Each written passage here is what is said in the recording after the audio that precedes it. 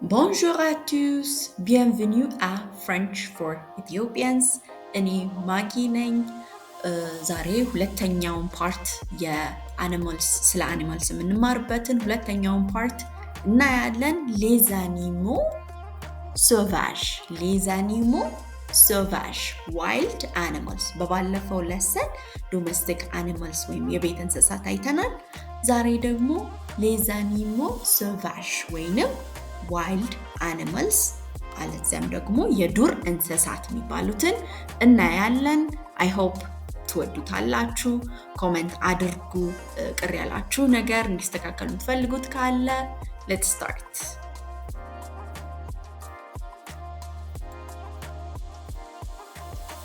ስለ ዋይልድ አኒማልስ ስናወራ የተለያዩ አይነት ዋይልድ አኒማልስ አሉ።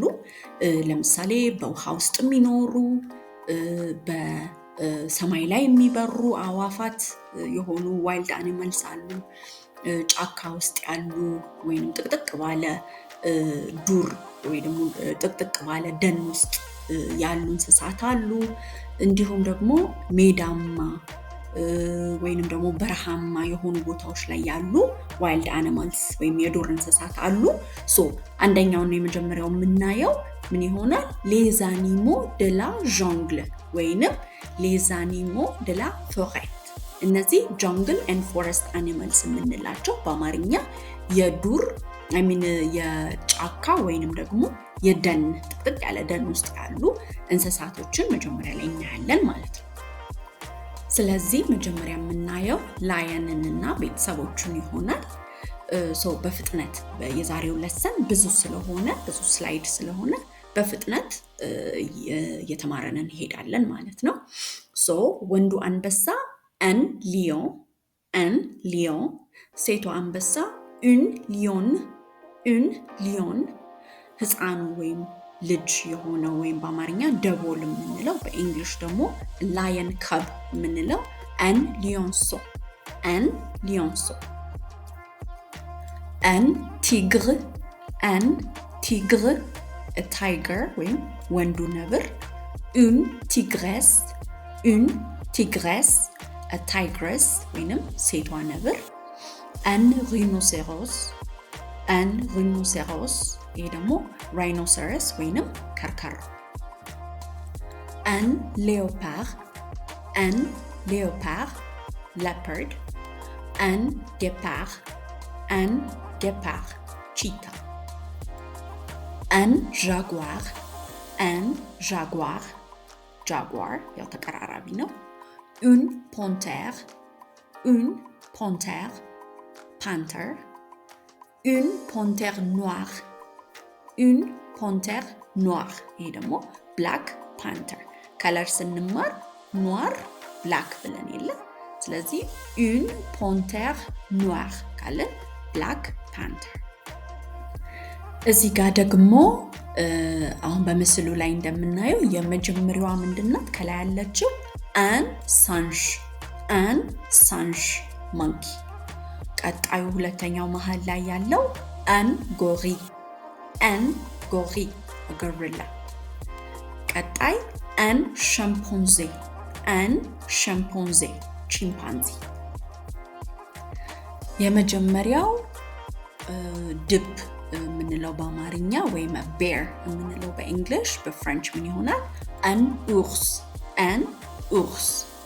ቀጣዩ መሃል ላይ ያለችው ቻይና ሀገር የምትገኘው un panda ይህም ተቀራራቢ ነው። ፓንዳ።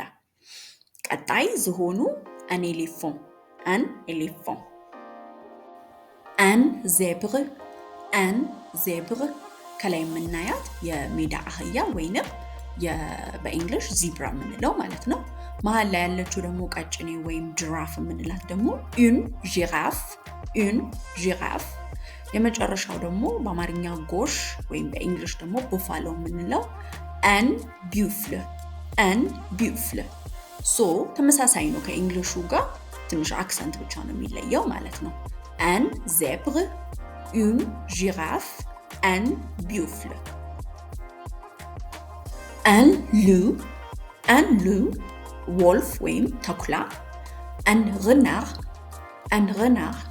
a fox ወይም ቀበሮ un serpent a snake ወይም እባብ j'ai peur des serpents ካልኩኝ j'ai peur des serpents ካልኩኝ እኔ I am scared of snakes ወይንም እኔ እባቦችን እፈራለሁ ማለት ብንፈልግ ማለት ነው ሶ እኔ እባብ እፈራለሁ j'ai peur des serpents እናንተ ደግሞ እስቲ የምትፈሯቸው ዋይልድ አኒማልስ የትኞቹ ናቸው ኮሜንት ሴክሽን ላይ በፍሬንች ጻፉልኝ j'ai peur des ብላችሁ የትኛውን እንስሳ እንደምትፈሩ ጻፉልኝ ዋይልድ አኒማል ማለት ነው ያው የቤት እንስሳ ብዙዎቻችን አንፈራ አንዳንድ ሰው ውሻ ይፈራል አንዳንድ ሰው ድመት ይፈራል ራይት ሶ ጻፉልኝ ኮሜንት ሴክሽን ላይ ከላይ የምናየው un cerf a deer ወይም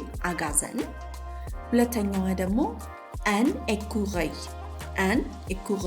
a squirrel ይሄ በአማርኛ ምን እንደሆነ አላቀም ፕሊስ የምታውቁ ካላችሁ ኮሜንት ላይ እሱንም ጻፉልኝ écureuil ወይም squirrel ማለት በአማርኛ እንዲህ ነው ብላችሁ ብትጽፉልኝ I would really appreciate it Très bien. So I hope የስካሁኑ clear ነበር አልከበዳችሁም. So next ደግሞ les animaux de la savane et du désert. Les animaux de la savane et du désert. እነዚህ ደግሞ የሳቫና እና ዴዘርት አኒማልስ ወይም በአማርኛ ሳርማ ቦታ ወይም ደግሞ በረሃማ ቦታ ያሉ እንስሳትን የምናይበት ነው ማለት ነው ቀጣዩ un chameau camel ወይም ግመል un lizard ወይንም እንሽላሊት un scorpion ወይም ጊንጥ un serpent du désert serpent ምንድነው ብለናል እባብ አይደለ du désert ካልን የዴዘርት የበረሃ ሶ የበረሃ እባብ ወይም desert snake ማለት ብንፈልግ un serpent du désert ስለዚህ ለምሳሌ ከታች አንድ ሴንተንስ አለ un scorpion mort ካልኩኝ a scorpion bites ወይንም ጊንጥ ይናደፋል ማለት ብፈልግ እንደዛ ላለው ማለት ነው un scorpion mort une autruche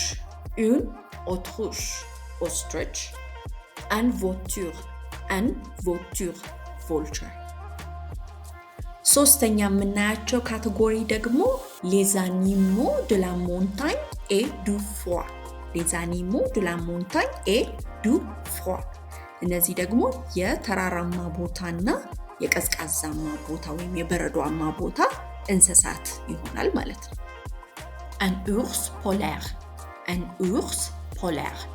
polar bear በረዶማ ቦታ የሚኖረው የድብ አይነት ማለት ነው un ren a reindeer ወይንም ይሄም ደግሞ በረዶማ ቦታ የሚኖረው አጋዘን ማለት ነው un loup des neiges loup ምን ነበር ቀደም un loup wolf አይደለ ወይንም ተኩላ so un loup des neiges ወይም neige ደግሞ በረዶ ማለት ነው ስለዚህ በረዶማ ቦታ ያለው wolf ያለ ተኩላ snow wolf የምንለው un loup des neiges un penguin መሀል ላይ የምናየው penguin un penguin የመጨረሻው ደግሞ un phoque a seal ይሄንንም እስቲ በአማርኛ የምታውቁት ካላችሁ ፕሊዝ ጻፉልኝ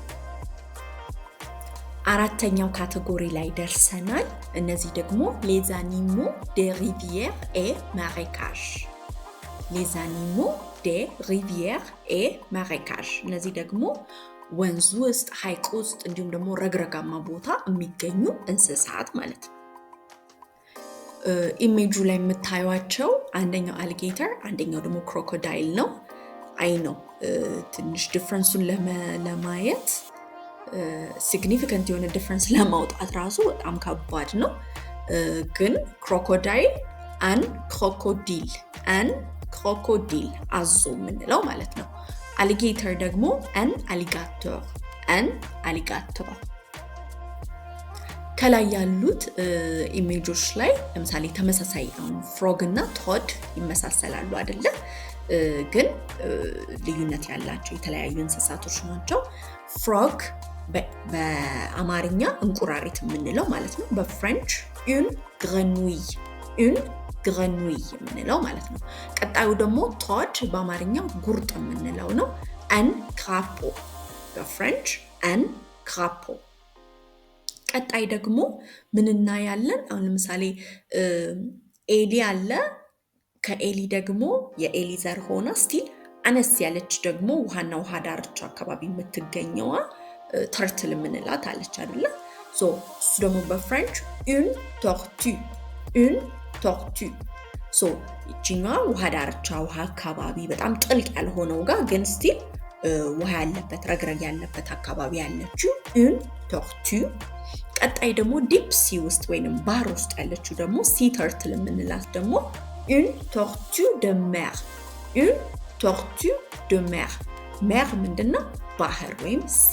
ስለዚህ ቶርቱ ደ ሜር ማለት የባህር ተርትል ማለት ነው። ከላይ ኢሜጁ ላይ የምናየው ውሃ ላይ የሚኖር እባብ አን ሰርፖን ዶ። አን ሰርፖን ዶ። ሰርፖን እባብ አይደለ? ዶ ወይ ደግሞ ኦ ማለት ዋተር ነው። ኢኤዩ ውሃ ማለት ነው። ኦ ዶ ሲሆን ደግሞ ኦፍ ዋተር ወይንም የውሃ ላይ እባብ ማለት ስንፈልግ ሰርፖን ዶ። የታችኛው ደግሞ ሂፖፖታመስ በእንግሊሽ ወይንም በአማርኛ ጉማሬ የምንለው በፍሬንች ምንድነው? አን ሂፖፖታም። ጋይስ አልደከማችሁም ብዬ ተስፋ አደርጋለሁ። አይኖ የዛሬው ለሰን ከሌላው በተለየ ትንሽ ረዘም ብሏል። ትንሽ ነው የሚቀረን። አብረን እንደምንም እንጨርሰዋለን። እሺ ከፈለጋችሁ ቪዲዮውን በሁለት ጊዜ አካፍላችሁ የተወሰነውን ሀፉን አይታችሁ ሀፉን ደግሞ በኋላ ላይ ማየት ትችላላችሁ ማለት ነው። ቀጣዩ ካቴጎሪ የሚሆነው የወፎች ወይም የአዋፋት ካቴጎሪ ነው። ሌዝ ዋዞ ሶቫዥ ዋይልድ በርድስ ወይንም የዱር አዋፋት። ከላይ የምናየው ንስር አሞራ አን ኤግል ወይም ኢግል በእንግሊሽ የምንለው ማለት ነው። መሀል ላይ ያለችው ደግሞ ጭልፊት ወይንም በእንግሊሽ ፋልከን የምንላት አን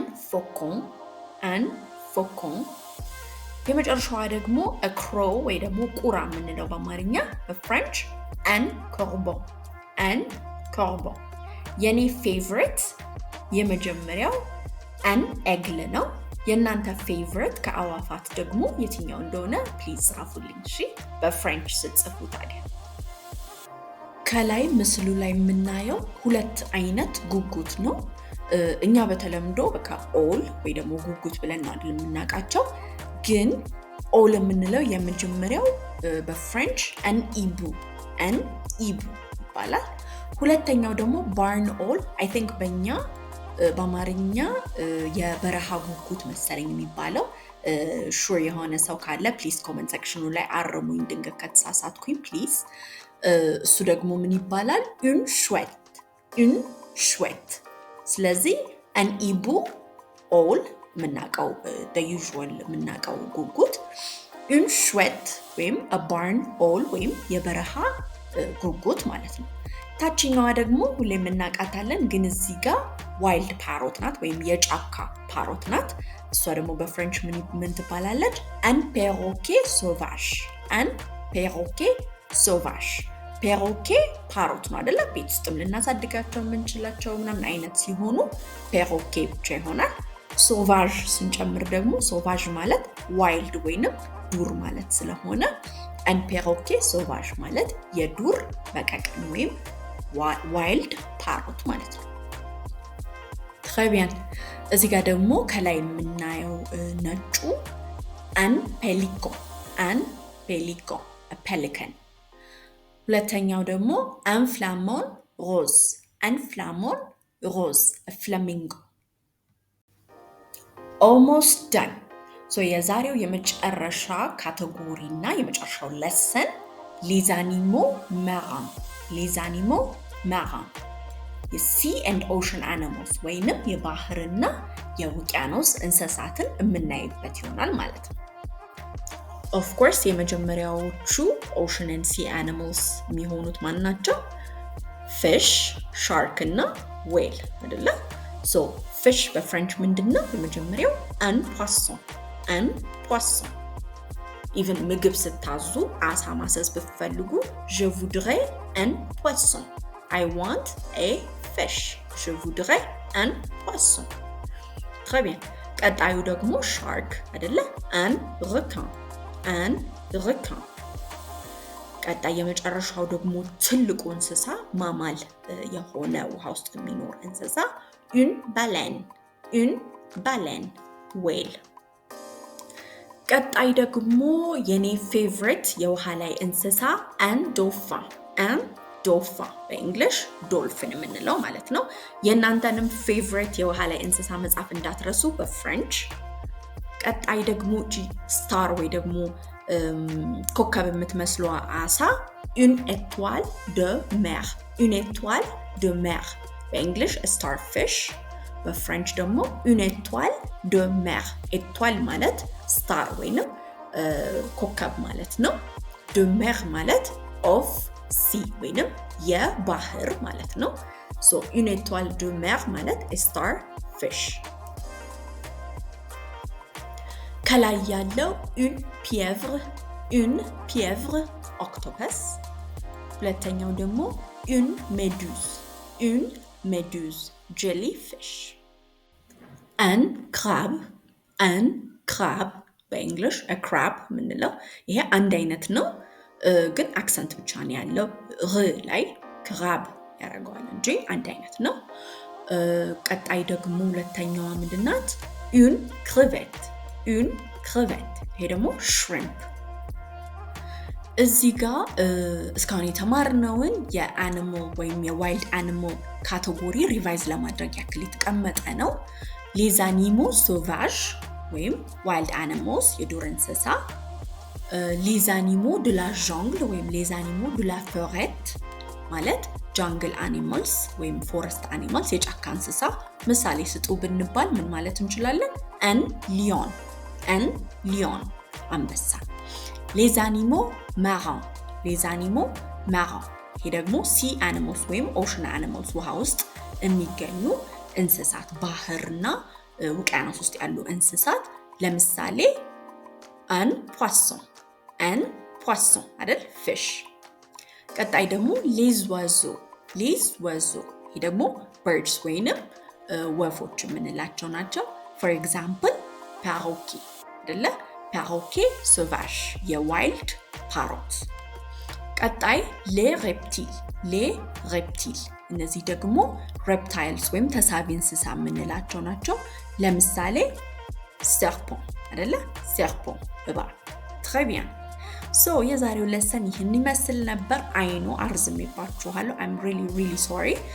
በተለያየ ፓርት ማድረግ እችል ነበረ ቪዲዮን into 5 ካቴጎሪ 6 ካቴጎሪ አይደል ያየነው፣ ግን 6 ፓርትስ ሆኖ አቴንሽናችን ብትንትን ከሚል በአንድ ቪዲዮ አድርገን ከፈለጋችሁ እናንተ ለመማር ግን ቾፕ ዳውን አድርጋችሁ የተወሰነ ደቂቃ እየተማራችሁበት ሌተሮን እየተመለሳችሁበት ማየት ትችላላችሁ ለሰኑን።